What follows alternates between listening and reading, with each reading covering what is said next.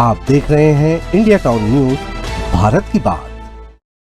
नमस्कार, आप देख रहे हैं इंडिया टाउन न्यूज। मैं हूं आपके साथ दिवाकर और स्वागत है आपका हमारे खास कार्यक्रम नेशनल पॉलिटिक्स में। आइए आज के इस सेगमेंट में बात करते हैं केंद्रीय मंत्री अमित शाह के 1 दिवसीय हरियाणा दौरे की। रविवार को केंद्रीय मंत्री अमित शाह हरियाणा की राजधानी चंडीगढ़ पहुंचे, जहां उन्होंने मनी माजरा में जल पूर्ति परियोजना का उद्घाटन किया।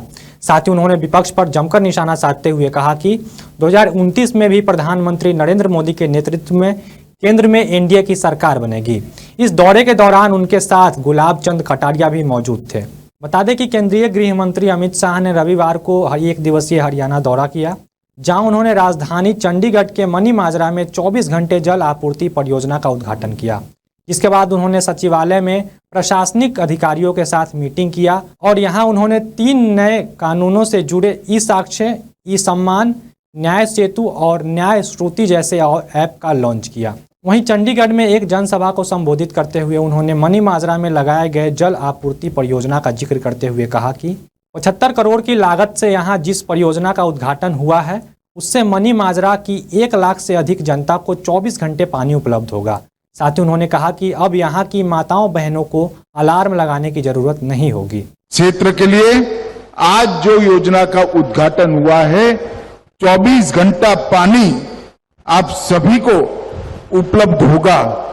मोबाइल में आज से बहनों को अलार्म लगाने की जरूरत नहीं पड़ेगी। जब भी आपको काम हो, नल चालू कर दीजिएगा, पानी उपलब्ध होगा। कोई टैंकर नहीं होगा।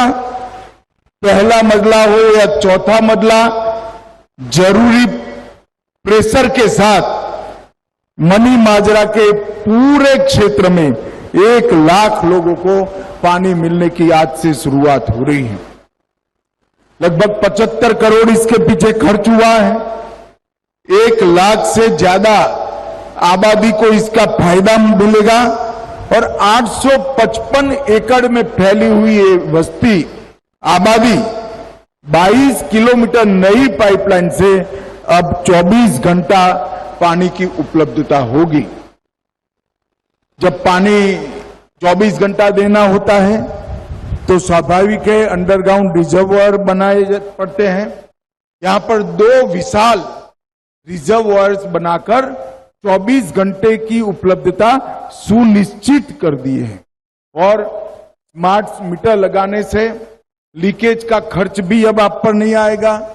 घर में भी लीकेज है तो तुरंत आइडेंटिफाई हो जाएगा और वीएफडी पंप्स लगाकर भी इसको प्रेशर ढंग से आए, इस सारी व्यवस्थाओं को किया है।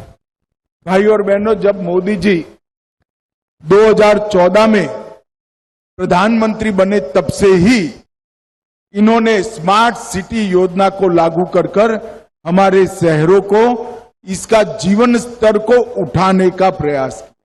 वहीं आगे उन्होंने इंडिया गठबंधन पर निशाना साधते हुए कहा कि विपक्ष जितना हल्ला करना है कर ले, लेकिन 2029 में भी प्रधानमंत्री नरेंद्र मोदी के नेतृत्व में एक बार फिर से एनडीए की सरकार केंद्र में बनेगी। साथ ही उन्होंने कहा कि लगातार तीसरी बार एनडीए की सरकार बनाकर जनता ने प्रधानमंत्री नरेंद्र मोदी के कामों पर मुहर लगा दिया है।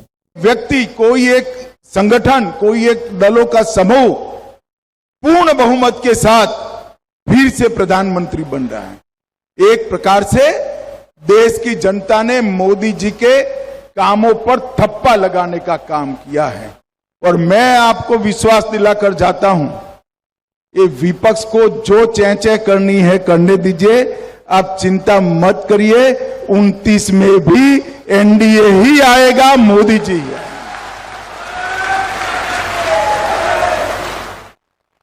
उनको लगता है कि कुछ सफलता मिलने से हम चुनाव जीत गए। उनको ये मालूम नहीं है कि 3 चुनाव में कांग्रेस को जितनी सीटें मिली, उससे ज्यादा सीटें बीजेपी इस चुनाव में जीती। ये इनको मालूम नहीं है। और उनके पूरे गठबंधन की टोटल जितनी सीटें हैं, अकेली एनडीए के एक ही दल बीजेपी की इनसे ज्यादा सीटें हैं।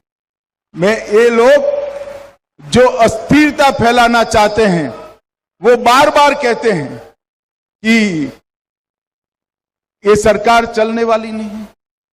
मैं उनको एक विश्वास दिलाने आया हूं, उनको, विपक्ष के मित्रों को, जनता को तो भरोसा है ही, न केवल ये सरकार 5 साल पूरा करेगी, अगली टर्म भी इसी सरकार की है। विपक्ष में बैठने की तैयारी रखना और ढंग से ऑपोजिशन में काम करने की पद्धति सीख लेना। भाइयों, आपको बता दें कि इस साल के आखिर तक देश के 4 बड़े राज्यों में विधानसभा चुनाव होना है, जिसमें हरियाणा, महाराष्ट्र, झारखंड और जम्मू कश्मीर शामिल है। वहीं हरियाणा विधानसभा चुनाव के लिए सभी पार्टियों ने अपनी अपनी तैयारी शुरू कर दी है।